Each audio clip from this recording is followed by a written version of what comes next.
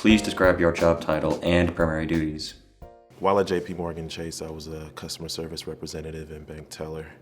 And essentially what I would do is handle the funds and transactions from our clients that would come in. The particular branch that I was in dealt a lot with business clients, so we were located near a mall, and we had a high amount of funds coming in and out of our bank. So we dealt with upwards of $50,000 to $100,000 worth of cash, and really was just counting them out, making sure that the funds were going into the right account, and also providing customers with services such as savings accounts or anything beneficial to them. So, what was your favorite part about working there? the knowledge gained. Prior to me working in that bank, I had a general knowledge of how financial institutions work, and that was my first banking job. So I was really able to get my hands dirty and figure out the laws that govern the banks, what banks can and cannot do, why they do the certain things they do, why there are fees attached.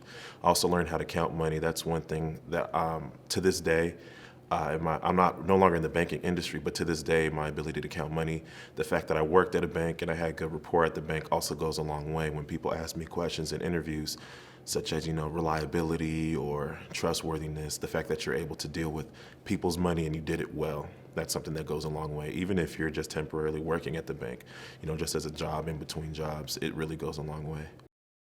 How would you describe the application and interview process? One thing I did notice, because I've worked in 3 banks, JP Morgan Chase, Key Bank, and Fifth Third Bank.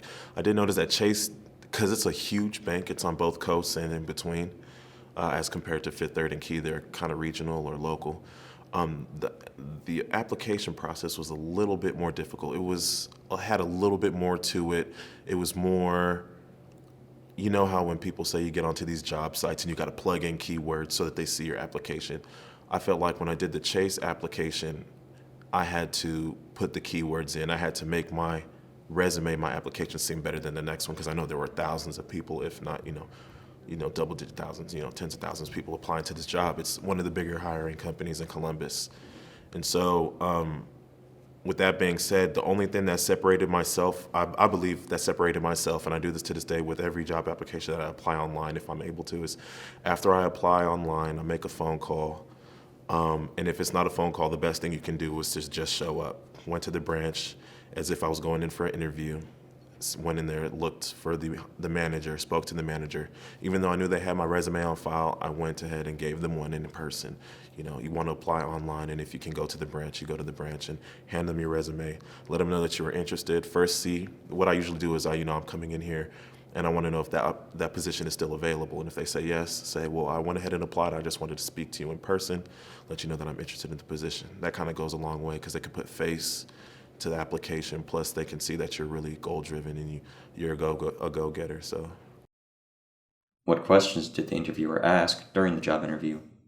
Of course, any knowledge in the banking industry, your sales. They want to know about your sales. I would also think just the thing about JP Morgan and Chase is they wanted to have people that are able to plug and chug, people that are able to see what people have and match it with their needs. And that's really big with JP Morgan and Chase, and really any bank.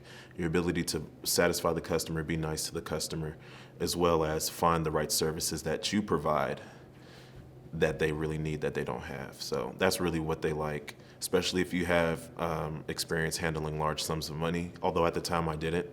I guess there was more benefit in me showing that I was interested in the customer and that I was able to see opportunities for growth between the bank and the customer.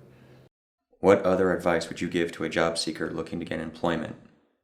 So if you're looking for a job with JP Morgan and Chase, like I said, show that you have a go-getter mentality, show that you're goal-driven, and that you aim to achieve those goals beyond belief. So if you set a goal for 100, then you're going for 125, 150.